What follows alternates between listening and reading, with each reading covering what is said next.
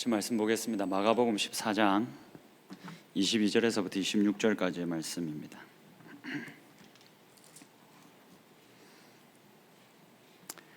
마가복음 14장 22절에서부터 26절까지의 말씀, 우리 얼마 안 되니까 교독하면 좋겠습니다. 제가 먼저 한 절 읽고 여러분들이 한 절 읽고 이렇게 교독 같이 하겠습니다. 제가 먼저 22절 읽겠습니다. 그들이 먹을 때에 예수께서 떡을 가지사 축복하시고 떼어 제자들에게 주시며 이르시되 받으라, 이것은 내 몸이니라 하시고 감사 기도하시고 그들에게 주시니 다 이를 마시매 이르시되 이것은 많은 사람을 위하여 흘리는 나의 피 곧 언약의 피니라. 진실로 너희에게 이르노니 내가 포도나무에서 난 것을 하나님 나라에서 새 것으로 마시는 날까지 다시 마시지 아니하리라 하시니라. 우리 같이 읽겠습니다. 시작. 이에 그들이 찬미하고 감람산으로 가니라. 아멘. 여러분 한 주 잘 지내셨습니까? 보고 싶었습니다. 아시겠지만 제가 미국 캘리포니아 갔다 왔습니다. 놀러 갔다 온 건 아니고 이제 소그룹 관련해서 여러분 제가 이 이야기를 자주 하진 않아서 모르시는 분들이 많이 있긴 할 텐데 제가 이제 벌써 한 3년이 지난 것 같습니다. 3년 전쯤에 그 담임 목사님께서 그 국민일보에 난 기사 하나를 보고 저에게 이렇게 좀 알아보라고 하신 일이 하나 있었습니다. 그게 뭐였냐면 이제 미국에 있는 세들백 교회라는 곳이 있습니다. 이게 미국 내에서도 한 10손가락 안에 들 정도로 큰 교회고 유명한 교회입니다. 거기를 제가 직접 가봤다는 거 아닙니까, 여러분? 사실 사진으로만 보다가 이번에 진짜 직접 거기를 갔습니다. 와, 근데 진짜 이게 너무 위화감이 들 정도로 교회가 좋더라고요. 이 교회가 여러분 우리가 생각하는 교회가 아닙니다. 그러니까 웬만한 작은 캠퍼스라고 생각하면 됩니다. 세들백 그 교회 입구를 들어가면 이게 그냥 교회 건물이 큰 건물이 하나가 있는 게 아니라 엄청나게 넓은 대지에 이게 캠퍼스, 대학 캠퍼스처럼 이렇게 되어 있습니다. 거기를 구경하고 이제 투어 이렇게 돌아보고 왔는데 그게 중요한 게 아니라 그러니까 이 교회에서 잘하는 여러 가지 사역 중에 소그룹 사역이 있습니다. 이 교회가 엄청나게 많은 사람들이 모일 거 아닙니까? 근데 그 모여있는 사람들이 교회됨을 경험하고 이뤄가기 위해서 이 교회가 소그룹 사역을 굉장히 잘해 왔습니다. 그래서 한 3년 전에 그 소그룹 사역을 이렇게 어디든지 나누고 싶다, 특히 그게 한국이라면 우리가 힘써서 나눠보고 싶다라는 취지의 이제 그런 인터뷰를 소그룹 담당하는 그 세들백 교회 목사님이 이제 인터뷰를 했고 그 기사가 한국에 이렇게 나왔습니다. 그래서 담임 목사님이 그걸 보시고는 저를 불러서 한국에 전하고 싶다고 하니 이걸 좀 알아봐라 하셔가지고 제가 전화는 아니고 이메일을 했고, 그때 이제 이렇게 연결이 돼가지고 지금 3년 동안 이제 스몰 그룹 네트워크라고 부르는데 거기에 코리아 팀이 생겨가지고 지금까지 이제 일을 계속 해오고 있었습니다. 미국 사람 3명, 물론 여러분 오해하시면 안 됩니다. 한국 사람입니다. 네, 한인, 미국에 사는 한국 사람 이 3명과 그리고 한국에 있는 저 포함해서 한국에 살고 있는 사람 3명 해서 이제 6명이 이렇게 한 팀을 이뤄가지고 이 세들백에서 잘 해놓은 이 소그룹 사역을 한국에 전하겠다라는 마음으로 시작을 했습니다. 이 6명 중에 저만 목사이고 다른 분들은 다 평신도입니다. 그러니 여러분 이 일이 얼마나 더디게 진행됐겠습니까? 그러니까 유일한 목사 하나는 이렇게 잘 아시겠지만 별 볼 일 없는 사람인 겁니다.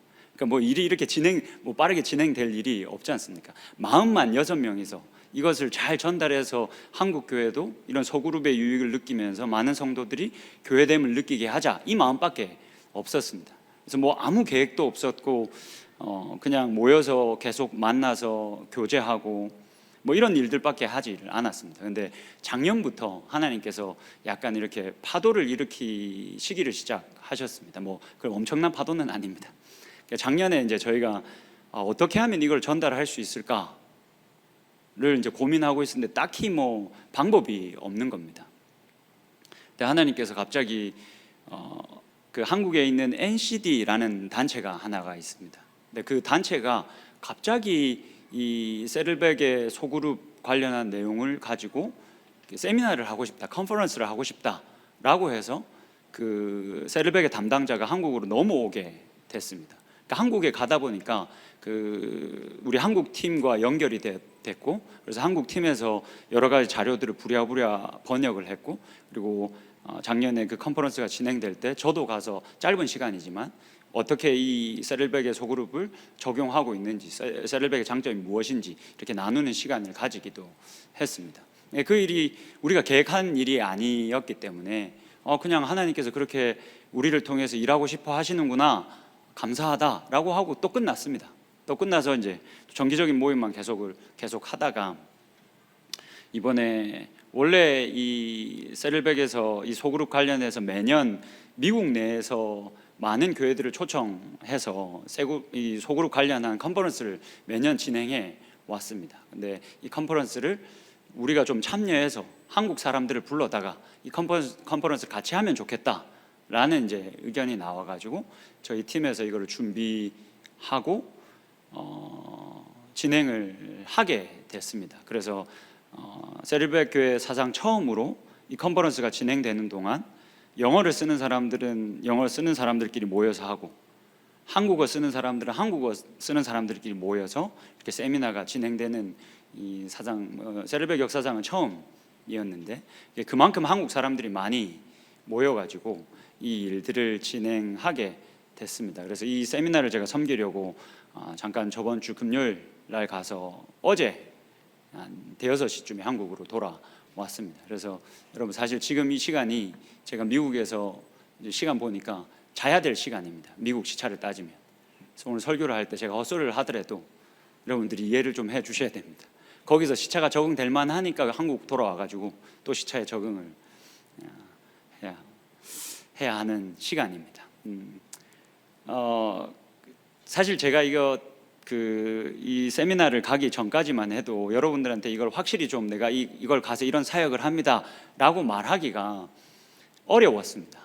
왜냐하면 내가 이런 걸 처음 해보고 이게 정말 내가 지금 이걸 왜 가야 하는지, 이게 일이 어쩌다가 이렇게까지 커져가지고 미국에 다시 들어가서 이 일들을 하게 되는지에 대한 확신이 사실은 없었습니다. 그래서 제가 갈 때도 여러분들한테 내가 뭐 이런 일정으로 이런 일을 하러 갑니다라는 말을 정확하게 못 드렸습니다. 근데 이번에 가서 그 컨퍼런스를 섬기면서 그냥 그런 생각을 했습니다. 기적과 같은 시간을 내가 지금 지나고 있다라는 생각을 좀 했습니다. 그만큼 그 컨퍼런스가 너무너무 좋았습니다.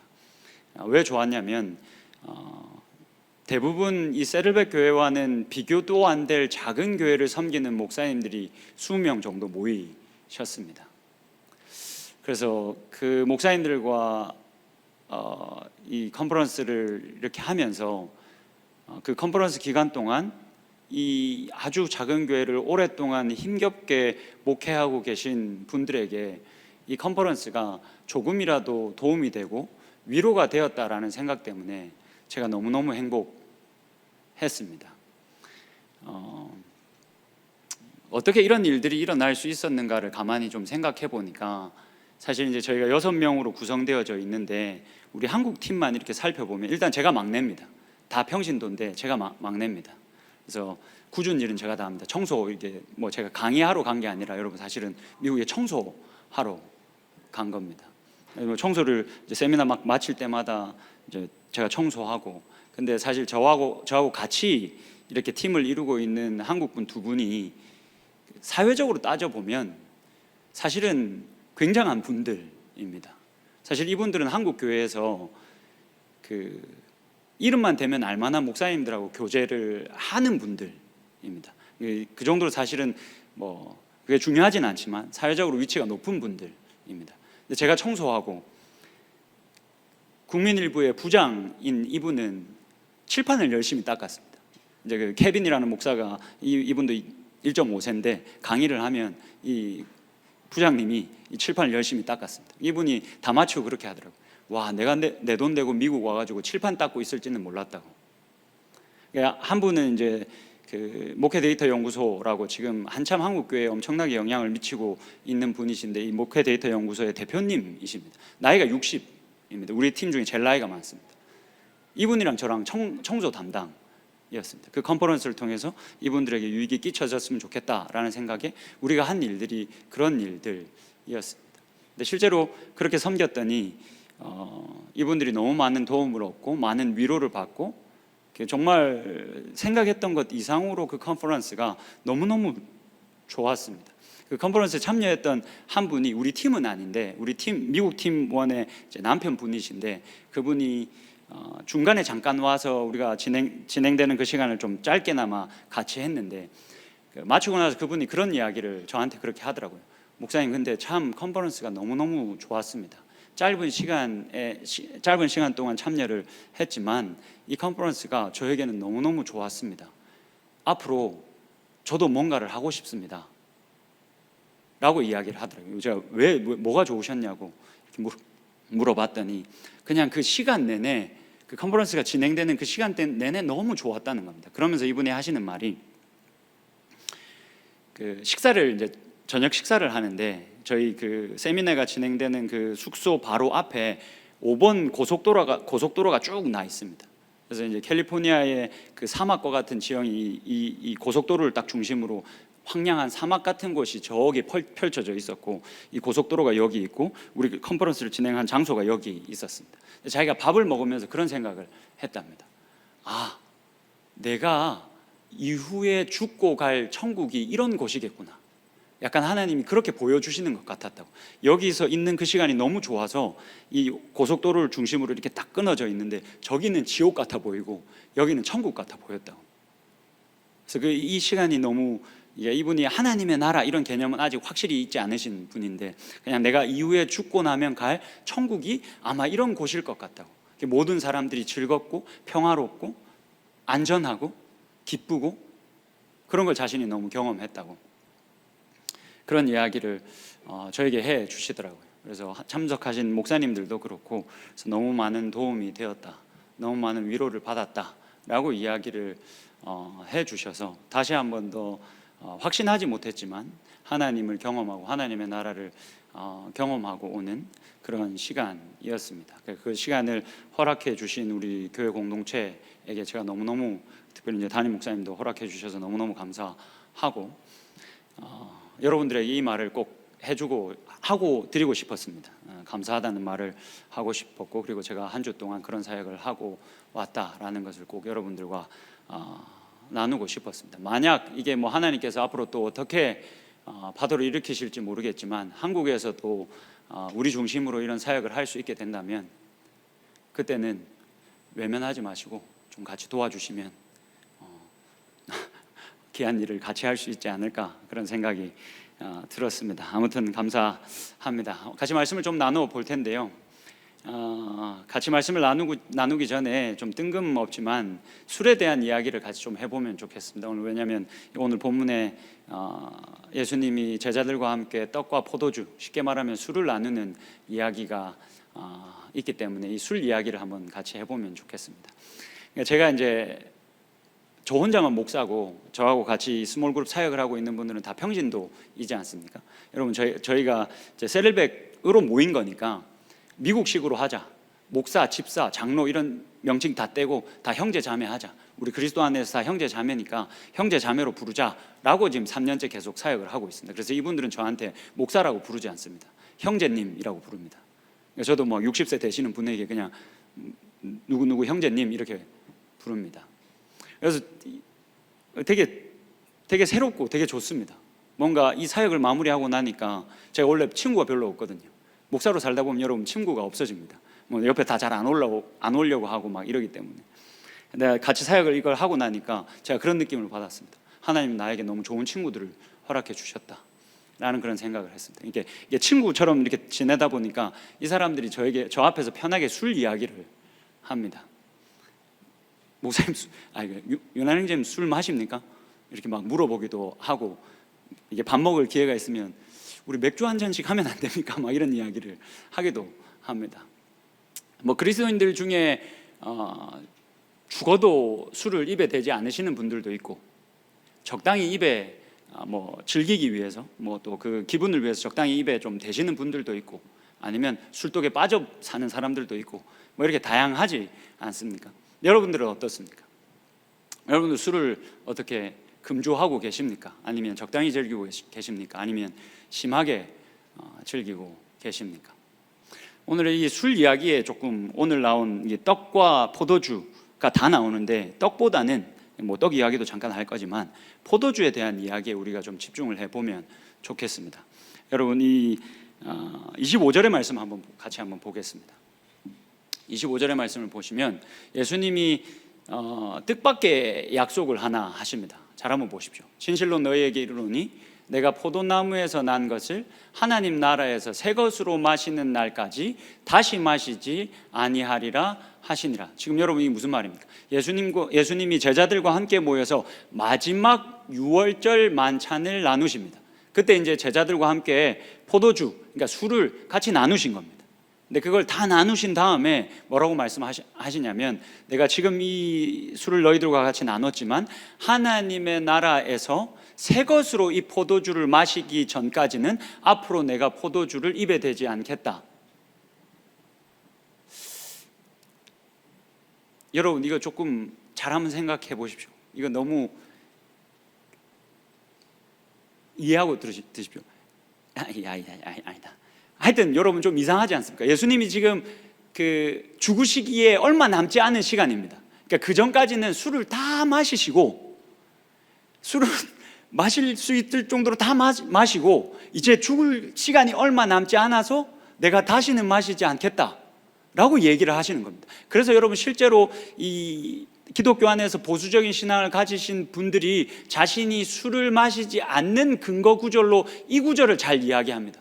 자, 봐라, 예수님도 술을 마시셨지만 하나님 나라에서 새 것으로 마시기 전까지 내가 다시는 마시지 않겠다라고 말씀하시지 않았냐? 그러니까 우리도 마시면 안 된다, 입에도 대면 안 된다 라고 주장하면서 이 구절을 근거 구절로 댑니다.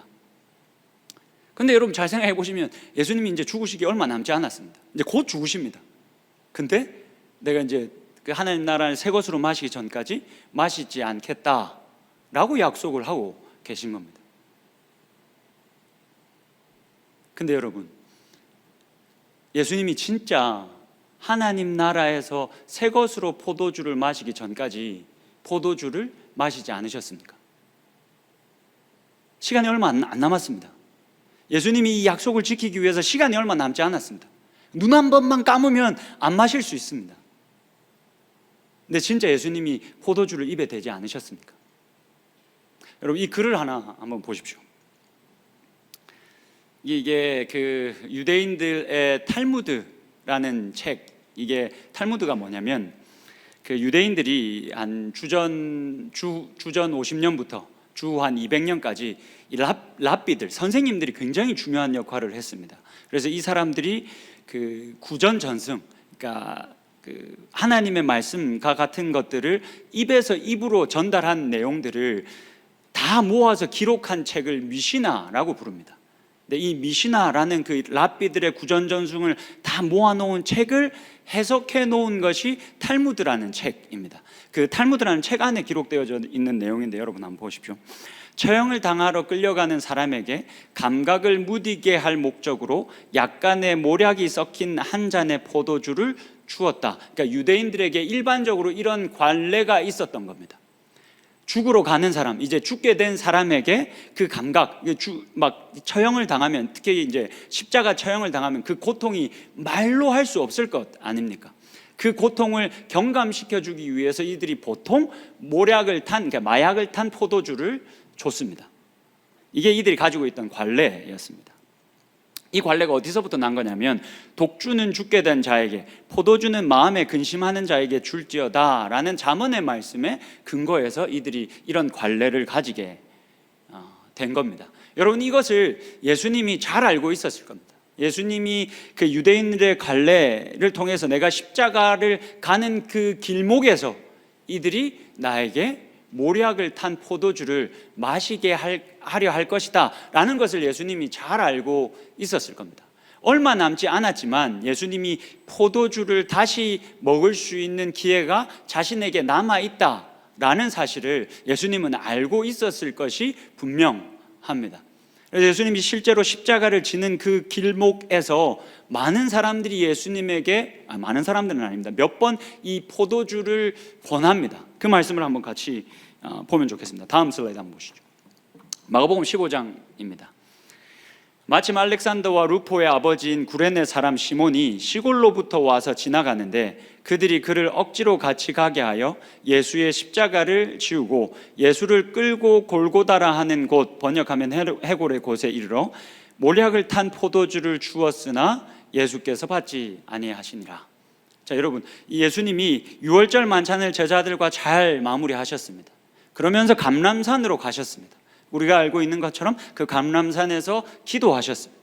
그리고 그곳에서 잡히셨습니다. 결국 골고다 언덕을 오르셨습니다. 그러니까 이미 이 골고다 언덕을 오르기 전에 예수님은 많이 맞으셨고 책찍도 맞으셨고 해서 지칠 대로 지친 상황이었습니다. 그래서 어떤 이가 이 모략을 탄 포도주를 예수님에게 건넸는데 예수님이 자신이 한 약속을, 자신이 한 결단을 지키신 겁니다. 먹지 않겠다. 이게 먹지 않으셨습니다. 또 한 번의 이 유혹이 찾아옵니다. 그 다음 구절 한번 보시죠. 잘 한번 보십시오. 이제는 예수님이 십자가에 달리셨습니다. 정말 이제 거반 죽게 된 때입니다. 한 사람이 달려가서 해면에 신 포도주를 적시어 갈대에 깨워 마시게 하고 이르되 가만두라, 엘리야가 와서 그를 내려주나 보자 하더라. 여러분, 예수님이 포도주 마셨습니까? 마시지 않으셨습니까? 이 개역개정의 번역이 아주 훌륭한데 깨어 마시게 했다라고 기록합니다. 이게 사실은 마시다라는 동사를 여기서는 사역 동사 형태로 기록을 했습니다. 그래서 그냥 쉽게 지역하면 어떤 의미냐면 이 모략을 탄 포도주를 예수님이 먹도록 해버렸다 라는 의미를 가지고 있는 겁니다. 그러니까 먹었다라는 의미를 내포하고 있는 단어를 쓰고 있는 겁니다. 예수님이 먹으셨습니다. 그 예수님이 이 포도주를 자신이 한 약속을 깨고 드셨다라는 것을 확실히 하기 위해서 요한복음 19장에 보면 요한복음 저자가 확실히 시원하게 이렇게 이야기합니다. 예수께서 신 포도주를 받으신 후에 이르시되 다 이루었다 하시고 머리를 숙이니 영원히 떠나가시니라. 예수님이 자신이 이 금주에 대해서 약속하시고는 사실 얼마 지나지 않아서 이 약속을 깨고 십자가 위에서 포도주를 마신 겁니다. 네, 여러분, 이게 예수님이 이 포도주를 마시는 게 쉽지 않은 일이었습니다. 예수님에게도 이 포도주를 마시는 게 쉽지 않은 일이었습니다. 그 장면 한번 같이 보실까요? 다음 슬라이드 한번 보시죠. 마가복음 14장, 마가복음 14장에 보면 여러분 이제 이 감람산에서 예수님이 막 고뇌하면서 기도하는 장면입니다. 말씀하시되 내 마음이 심히 고민하여 죽게 되었으니 너희는 여기 머물러 깨어 있으라 하시고 예수님 제자들에게 자신을 위해서 기도해달라고 부탁하시는 거죠. 조금 나아가서 땅에 엎드려 될 수 있는 대로 이때가 자기에게 지나가기를 구하여 이르시되 아빠 아버지께는 모든 것이 가능하오니 이 잔을, 이 마셔야 하는 이 포도주 잔을 내게서 옮기시옵소서. 그러나 나의 원대로 마시옵고 아버지의 원대로 하옵소서. 예수님이 십자가에서 마신 그 포도주 마지막 잔, 이게 예수님께도 마시는 게 쉬운 일이 아니었습니다. 그래서 예수님이 막 이 땀이 핏방울이 될 정도로 기도하시면서 이 잔을 내게서 좀 옮겨 주십시오. 내가 이 잔을 마시지 않게 좀 해 주십시오 라고 기도한 겁니다. 근데 하나님이 이 기도를 듣지 않으셨습니다. 결국 그 잔을 끝내 마시게 하셨습니다.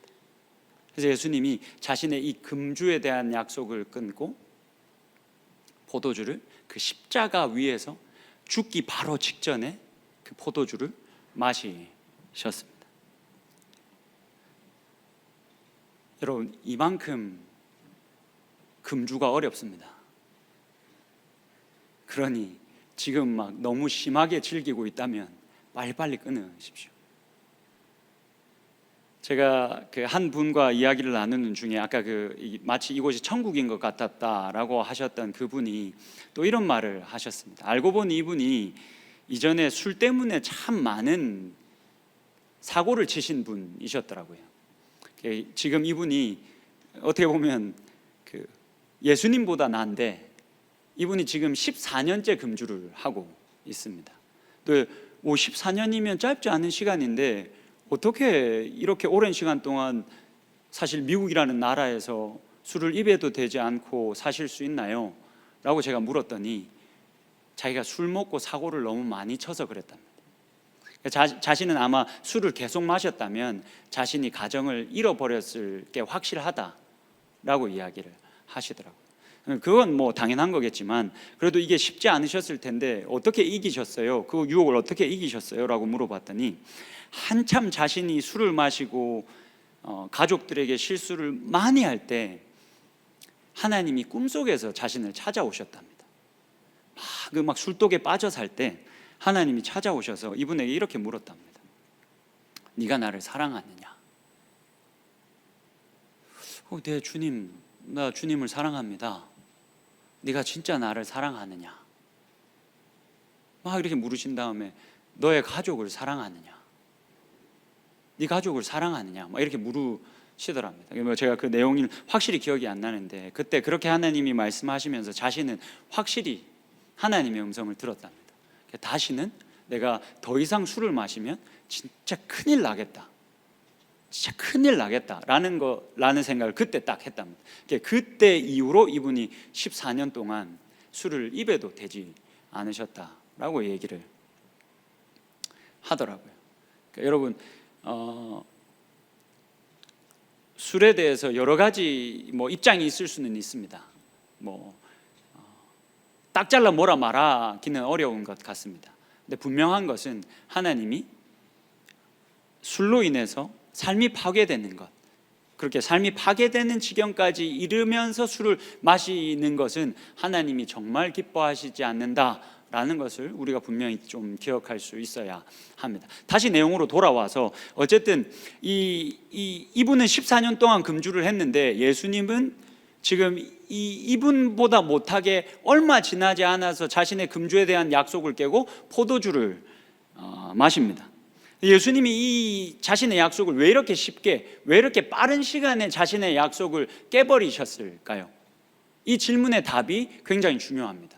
이 질문에 대한 답을 하기 위해서 우리가 본문으로 좀 돌아와서 이 내용을 한번 다시 살펴보겠습니다. 23절과 24절인데 여러분 잘 한번 보십시오. 근데 사실은 여러분 이게 우리가 잘 봐도 우리들의 눈으로만 봐서는 절대 이 답을 찾을 수가 없긴 할 겁니다. 그런데 한번 잘 한번 보십시오. 23절입니다. 또 잔을 가지사 감사기도 하시고 그들에게 주시니 다 이를 마시매. 24절입니다. 이르시되 이것은 많은 사람을 위하여 흘리는 나의 피 곧 언약의 피니라. 여러분 지금 예수님이 제자들과 같이 잔을 나누고 이 술을 같이 드시고 있는, 포도주를 같이 드시고 있는 겁니다. 근데 여러분 이 장면 속에서 우리가 어떤 질문을 던져야 하냐면 이런 질문을 던져야 합니다.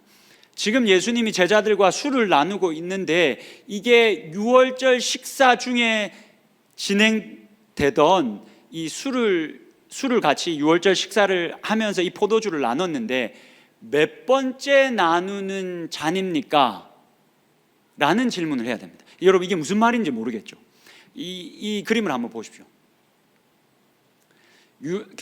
일반적으로 이 유대인들이 유월절 식사를 가장 중심으로 해서 가족들과 함께 이 유월절 식사를 했습니다. 근데 이 유월절 식사가 진행되는 중에 총 4번 포도주를 나눕니다. 잘 한번 보십시오. 첫 번째 잔은 유월절 식사 모임을 시작하면서 바로 같이 나눕니다. 이제 이 가장인 아버지가 해가 저물면 가족들을 다 모읍니다. 그래서 유월절 식사를 시작하자라고 하면서 이 유월절 식사를 시작하면서 잔을 다 나눕니다. 그리고 두 번째 잔은 그 유월절 식사를 본격적으로 시작하면서 이 식사를 시작하기 전에 포도주를 한 번 더 나눕니다.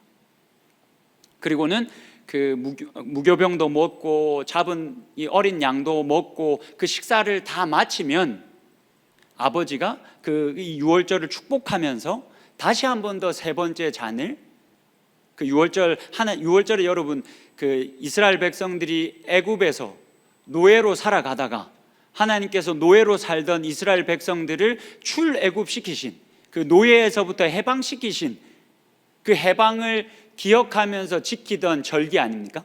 그래서 이 세 번째 잔은 그 식사를 마친 후에 그거에 대해서 감사하면서 이제 포도주 잔을 또 같이 나눕니다.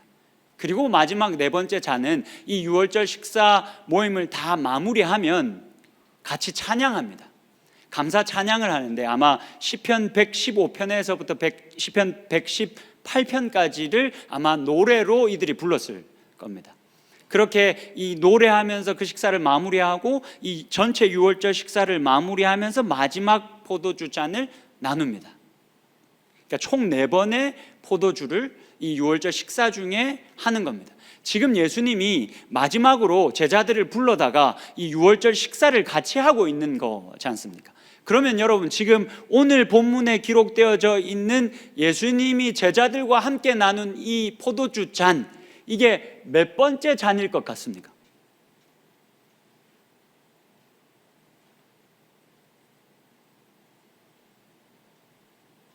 설명을 했으니까 그래도 어느 정도는 이제 답을 할 수 있지 않을까 생각을 해보십시오. 이게 중요합니다. 여러분 몇 번째 잔일 것 같습니까?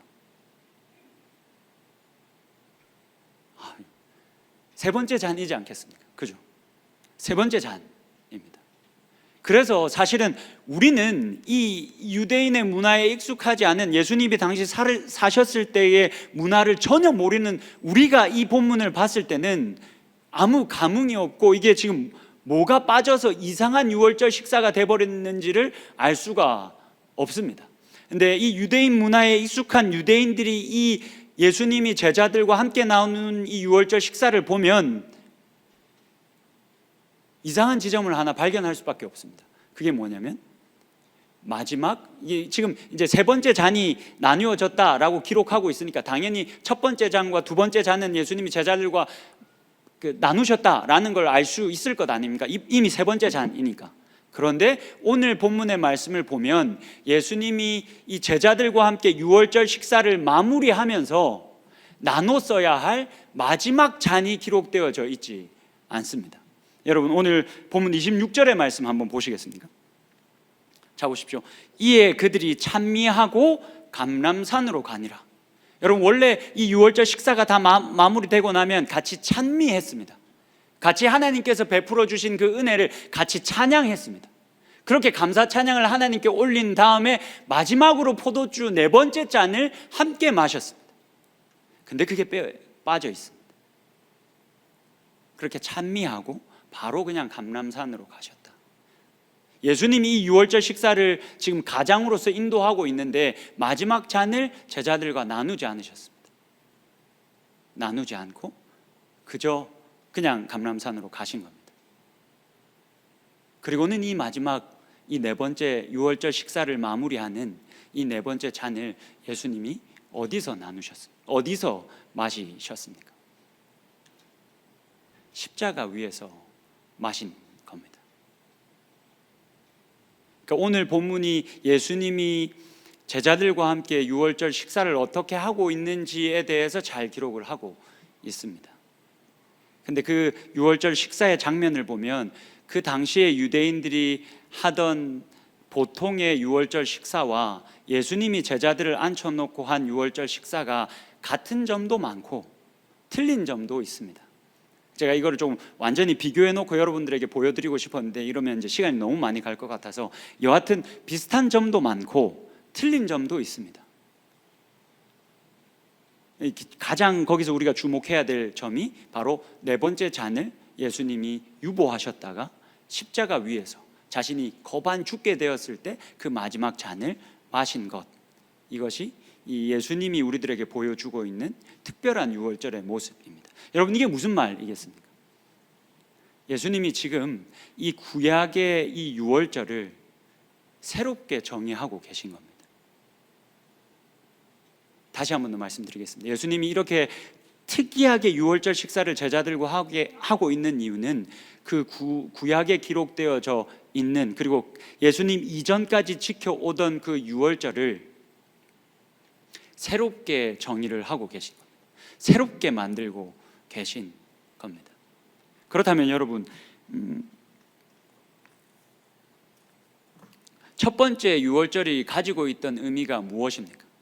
우리가 잘 아는 것처럼, 제가 좀 전에 말씀을 드린 것처럼 이 첫 번째 유월절은 이스라엘 백성들이 애굽 아래에서 노예 생활하고 있었는데 그 노예 생활에서부터 하나님이 이들을 건져내 주신 것, 그래서 애굽에서부터 나가게 하신 것, 출애굽하게 하신 것을 기념하고 기억하고 감사하는 절기가 유월절이었습니다.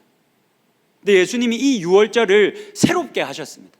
그래서 예수님이 제정해 놓으신 이 새로운 유월절은 첫 번째 이 구약에서부터 지켜져 오던 유월절의 의미를 뛰어넘습니다. 그러니까 우리가 지금 우리 모두가 우리가 성만찬 하지 않습니까? 그 성찬을 우리가 자주 하지 않습니까? 사실 제가 그 미국에 가지 않았으면 좀 담임 목사님께 허락을 득해서 이 본문을 같이 나누면서 성찬을 여러분들과 제가 같이 해보고 싶었습니다. 근데 제가 이제 한 주 동안 미국 가 있어야 됐기 때문에 이걸 준비할 수가 없을 것 같아서 포기했는데, 여러분 우리가 성찬을 교회에서 하지 않습니까? 예수님이 지금 제자들을 불러다 놓고 성찬을 진행하면서 유월절 식사를 하신 것처럼 지금 우리가 성찬을 하면서 이 예수님께서 새롭게 재정의한 유월절에 참여한 자들로 살아가고 있지 않습니까? 근데 우리가 참여하고 있는 이 새로운 유월절은 기본적인 이 유월절의 의미를 넘어서고 있습니다. 그 기본적인 유월절이 가지고 있는 의미가 무엇입니까? 진짜 고맙습니다. 내가 이걸 가지고 왔다는 걸 깜빡하고 있었습니다. 자, 한번 보십시오. 예수님의 죽음과 부활, 승천이 다름 아닌 새 유월절이다. 예수님은 마지막 만찬을 통해 제자들을 그의 유월절에 함께 참여하는 자가 되게 하신다. 그러니까 학자들은 예수님이 이렇게 이전의 유월절과 같은 점도 있고 다른 점도 있는 이 유월절을 이렇게 연구하면서 이렇게 결론을 내리는 겁니다. 예수님께서 유월절을 새롭게 정의하신다. 자신의 죽음과 부활과 승천을 합쳐서 유월절을 새롭게 정의하신다. 그럼 여러분, 이 말이 무슨 말입니까? 우리가 지금 경험하고 참여하고 있는 이 유월절, 이 구원은 이전에 우리가 유대인들이 경험하던 이 유월절과 그 구원에 대한 감사를 넘어선 어떤 의미를 가지고 있다라는 의미를 가지고 있지 않겠습니까? 그러니까 예수님이 새롭게 이 유월절을 정의하셨겠죠. 이 이전의 유월절은 죄에서부터 해방된 것, 노예에서부터 해방된 것에만 감사하는 것이 이전의 유대인들이 지키던 유월절이었습니다. 그러니 이 새로운 유월절을 지키고 있는 우리는 그저 내가 예수를 잘 믿어서 천국 가게 되었다, 그렇게 죄에서부터 완전히 해방되게 되었다라는 것에만 멈춰져 있으면 안 됩니다. 왜 그렇습니까? 예수님이 이 유월절을 완전히 새롭게 정의하셨기 때문입니다. 그러면 이 새롭게 정의된 유월절은 우리들에게 무엇을 선물로 줍니까? 이전의 유월절은 우리들에게 죄에서부터의 해방에 감사하라는 선물을 우리들에게 줬습니다. 그러면 예수님이 우리들에게 새롭게 정의해서 주신 이 유월절은 우리들에게 어떤 선물을 주겠습니까? 여러분, 이게 중요합니다. 사실 여러분, 이 복음서를 보면 이 식사 장면이 굉장히 중요합니다. 지금 예수님이 제자들과 식사하시면서 우리들에게 새로운 유월절을 주셨지 않습니까? 근데 이 식사의 이야기가 여러분 잘 한번 생각해 보십시오. 이 복음서에 2번 더 기록됩니다. 사실 조금 더 많지만 대표적으로 우리가 잘 알고 있는 식사 이야기가 2번 더 기록됩니다. 대표적인 식사 이야기가 2번 더 기록됩니다. 어떤 이야기입니까? 잘 생각해 보십시오. 우리가 같이 지금 우리 다 이야기했습니다. 2번 더 엄청난 식사 이야기가 2번 더 기록됩니다. 어떤 이야기입니까? 아니, 알지 않습니까? 알 수 있습니다. 이거 한번 해보십시오. 알지 않습니까? 빨리. 내가 나쁜 놈입니까? 오병이요. 아니, 감탄이라도 좀 하십시오. 몰랐으면. 알았습니다. 장난입니다. 여러분, 오병이어 그리고 칠병이어 이 사건 두 개 식사 때 나오지 않습니까? 여러분 이 도표 한번 보십시오. 이거 제가 일일이 다 설명하려면 시간이 너무 오래 걸릴 것 같아서 제가 사실 이 설교 준비하면서 아까 지금 계속 인용하고 있는 그 학자의 책에 꽂혔습니다. 그래서 제가 가 있는 일주일 내내 이 책에 완전 매료돼가지고 이 학자가 주장하고 있는 바에 와 뭐 반박할 수 없을 정도로 너무 좋아가지고 사실 오늘 제가 설교하고 있는 내용이 제가 아까 참고한 그 책에 거의 다 들어가 있습니다. 이것도 그 책에서 가져온 겁니다. 여러분 잘 보십시오. 오병이어의 사건과 예수님이 지금 제자들과 이뤄놓고 있는 이 마지막 만찬의 이야기가 이런 평행선을 가지고 있습니다. 이런 공통점을 가지고 있습니다. 둘 다 날이 저물 때 일어난 거고 사람들이 그냥 한국 성경에서 그냥 앉았다라고 기록하지만 사실은 이 유대인들은 다 식사할 때 비스듬히 이렇게 누워가지고 다 식사했습니다. 그걸 똑같이 기록하고 있고 그리고 예수님이 떡 5덩이를 드시고 예수님이 제가 잘못 쓴 것 같은데 하여튼 떡 5개로 나누어서 먹게 하셨고 예수님이 준비된 그 떡을 가지고 제자들과 함께 드셨다. 예수님이 축사하셨다. 예수님이 떡을 떼셨다. 예수님이 감사 기도하셨다. 예수님이 떡을 제자들에게 주셔서 이걸 나누셨다 라는 이야기가 이런 평행을 이루고 있는 겁니다. 그러니까 사실은 이 오병이어와 또 다른 이 오병이어와 너무 비슷한 사건이 또 하나 기록되죠. 그걸 우리는 이제 칠병이어라고 기록하고 있는데 이 사건은 사실은 예수님이 제자들과 마지막 이 유월절 만찬을 나누셨던 이 사건, 이 이야기의 서곡입니다. 이 오병이어와 칠병이어의 이 사건은 사실 이후에 예수님이 이 제자들과 함께 나눌 이 만찬의 이야기를 미리 보여주는 그 의미가 어떤 의미인지를 보여주는 서곡의 역할을 합니다. 여러분 예수님이 이 보리떡 5개와 물고기 2마리로 어떻게 하셨습니까? 그 떡, 예수님의 몸을 상징하는 그 떡을 먹음으로 말미암아 5,000명이나 더 되는 사람들을 배부르게 하셨습니다. 이 오병이어와 칠병이어의 기사를 기록할 때 마가복음의 저자가 꼭 이렇게 기록합니다. 그들을 배불리 먹게 하셨다. 예수님의 몸이 되는 그 떡을 이들이 아주 작은 떡이었는데 이들이 먹기 시작하자 5,000명이나 더 되는 사람들이 먹고도 남았다. 그리고 그들의 배가 너무너무 불렀다 라고 기록을 합니다. 그렇다면 여러분 이 예수님의 만찬이 가지는 의미가 무엇입니까? 예수님이 떡을 주시면서 말씀하셨습니다. 이것은 내 몸이다. 포도주를 나누면서 말씀하셨습니다. 이것은 내가 흘리는 피다. 여러분 이게 어떤 의미를 가지겠습니까? 제자들만 먹는 것이 아니라 우리들만 먹는 것이 아니라 그 떡은 그 포도주는 내 배만 불리는 것이 아니라 내 이웃의 배도 불리게 하는 그 어마어마한 풍성함이 우리 새로운 유월절에 담겨져 있다라는 말을 하고 있는 겁니다. 여러분 내 배만 불리는 것, 내가 예수 잘 믿고 내가 배부르게 먹고 마시고 그래서 내가 결국 천국에 가는 것, 여러분 이 유월절은 끝났습니다. 이미 끝나버렸습니다. 예수님이 그걸 끝내시려고 이 유월절 마지막 잔을 제자들과 나누지 않으시고 이걸 유보하신 다음에 십자가까지 가셔서 거기서 마지막 잔을 마셨습니다. 이 개인주의적인 이 복을 거기서 끝내고 온 세상을 구원하시려고 깨어진 온 세상을 예수와 연합한 자들이 복이 되게 하셔서 복받게 하고 그 온 깨어진 이 세상을 회복하게 하시려고 마지막 잔을 굳이 안 먹고 내가 하나님 나라에서 새 것으로 마실 때까지 입에도 대지 않겠다 하신 다음에 십자가 위에서 그걸 마시셨습니다. 무슨 말입니까? 하나님의 나라가 이미 여기 왔다. 그래서 이 새로운 유월절에 참여하고 있는 모든 사람은 그 풍성한 삶을 허락받았다. 나만 잘 살고 나만 배부르고 나만 잘 되는 것이 아니라 나로 말미암아 내 이웃까지 배부르게 할 수 있는 그 오병이어 칠병이어의 그 놀라운 역사가 우리들에게 주어졌다. 그것을 우리들에게 알려주시기 위해서 예수님이 자신의 약속을 어기고 마지막 4번째 잔을 십자가 위에서 마신 겁니다. 새로운 유월절을 허락받은 우리는 나뿐만이 아니라 내 이웃을 풍성한 삶으로 이끌 수 있는 자들이 되었습니다. 마지막입니다. 여러분, 그러면 우리가 어떻게 이 풍성한 삶을 맛보고 살아갈 수 있겠습니까?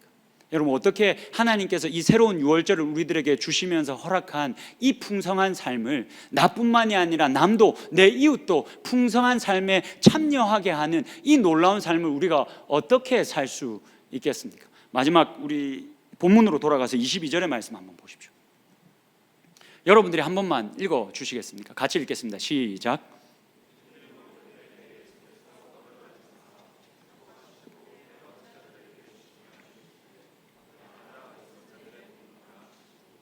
자, 여러분 잘 보십시오. 22절에 그들이 먹을 때에 라고 지금 시간 정보를 우리들에게 다시 알려주고 있습니다. 사실 여러분, 이걸 다시 알려줄 필요가 없습니다. 왜냐하면 제가 17절과 18절을 좀 읽어드리겠습니다. 저물매 그 12를 데리시고 가서 다 앉아서 먹을 때에, 여러분 저번 주 같이 말씀 나눈 거 기억하십니까? 예수님이 우리 유월절 만찬을 준비하기 위해서 2명의 제자에게 가서 준비하라 하십니다. 그래서 그들이 준비를 딱 하고 옵니다. 그리고는 예수님이 12제자를 다 데리고 준비된 그 다락방으로 가십니다. 그리고 그 다락방에 앉아서 지금 12명의 제자들과 함께 앉아서 유월절 만찬의 식사를 시작하셨습니다. 그 떡을 같이 떼고 있었습니다. 근데 그 이야기를, 지금 그 시간에 대한 정보를 마가복음의 저자가 또 주고 있는 겁니다. 그들이 먹을 때에 예수님께서 떡과 포도주를 가지고 이런 설명을 하셨다. 여러분, 왜 이 마가복음의 저자가 굳이 그들이 먹을 때에 라는 시간에 대한 정보를, 보통의 이 내러티브는 처음에 시간과 장소와 이런 그 내러티브를 위한 정보들을 다 줍니다. 그게 일반적인 글입니다. 근데 그런 시간과 어떤 공간의 정보를 다시 줄 때는 무엇 때문이겠습니까? 강조할 때 빼고는 없습니다. 사실 그들이 같이 먹고 있을 때 예수님이 이 떡과 포도주를 이들과 함께 나눴다라는 이야기를 다시 한 번 더 강조해서 우리에게 들려주고 있는 겁니다. 왜 그렇습니까? 여러분, 이 떡과 포도주를 나눌 때, 새로운 유월절을 제정하실 때 가룟 유다가 이 자리에 있었습니다.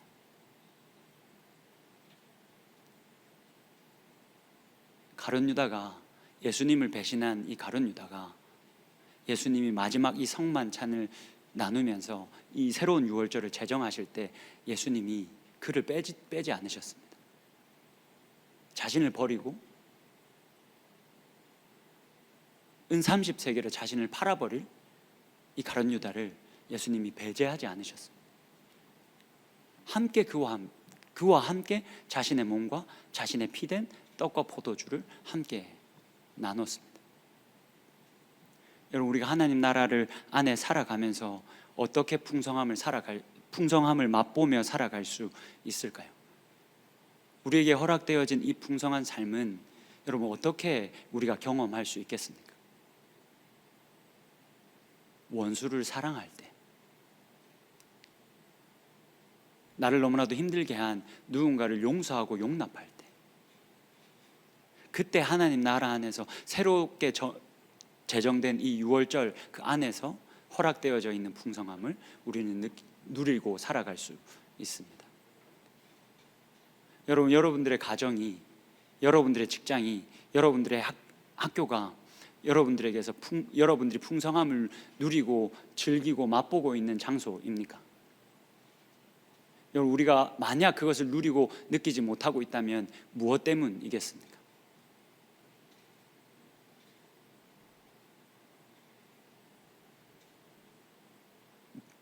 내가 이 사람은 사랑해도 될 만한 사람이고, 이 사람은 내가 도저히 품을 수 없는 사람이고, 내가 이 사람은 이 정도는 용서할 수 있는데 이 정도는 용서할 수 없다. 용서하고 용납하지 못하기 때문에 원수까지도 사랑하라 말씀하셨는데 이건 그냥 말씀일 뿐이고 내가 할 수는 없는 거야 라고 생각하고 있기 때문에 여러분, 우리가 속해 살아가고 있는 그 공동체 안에서 우리가 새로운 유월절을 맛보지 못하고 살아가는 겁니다. 여러분, 완전하진 않겠지만 이 다양성이 인정될 때 그 공동체는 엄청나게 풍성해집니다. 여러분 꼭 기억하셔야 합니다. 여러분들의 기준대로 사람을 분류하시면 안 됩니다. 함부로 판단하시면 안 됩니다. 여러분 그 판단이, 그 용서하고 용납하지 못함이 결국 여러분들이 사는 그 공동체를 아주 편협하게 만듭니다. 그곳에서는 절대 하나님 나라를 경험할 수 없습니다. 여러분 제가 미국이라는 나라를 한 번씩 이렇게 보면서 이 나라가 가지는 참 매력이 있다라는 생각을 합니다. 그 나라 안에는 백인도 있고 흑인도 있고 아시안인도 있고 스페니시계도 있고 뭐 다양합니다. 근데 그 나라 안에서 아주 좋은 교회는 이 다양한 인종이 다 들어와 있습니다. 서로 너무너무 다른데 정말 완전히 다른 문화를 가지고 있는데 그들이 함께 어울려 살아가고 있습니다. 그렇게 어울려 살아가는 것 때문에 미국이라는 나라가 사실은 굉장히 힘을 가지고 있습니다. 그 다양성이 인정될 때 가지는 힘이 있는 겁니다. 여러분 우리가 왜 풍성함을 맛보지 못하고 살아갈까요? 왜 여러분들의 가정에서, 여러분들이 직장에서, 학교에서 풍성함을 맛보지 못하고 살아갈까요? 하나님께서는 이미 허락하셨는데 내가 그것을 부정하고 그것을 가로막고 있는지도 모릅니다. 예수님이 이 성만찬을 진행하실 때 가룟 유다를 배제하지 않으셨습니다. 거기에 하나님 나라의 풍성함이 있다라는 사실을 여러분 기억하셔야 합니다. 그렇게 우리가 원수까지도 사랑하고 서로 용서하고 용납할 때 나만 부욕해 되는 것이 아니라 남도 부욕해 하는 새롭게 제정된 그 6월절의 그 큰 은혜를, 그 힘을 우리가 경험하며 살 수 있다라는 사실을 여러분들 분명히 기억하시고 그 새롭게 제정된 그 6월절을 날마다 마음껏 누리며 살아갈 수 있는 저와 여러분이 될 수 있기를 주님의 이름으로 축복합니다.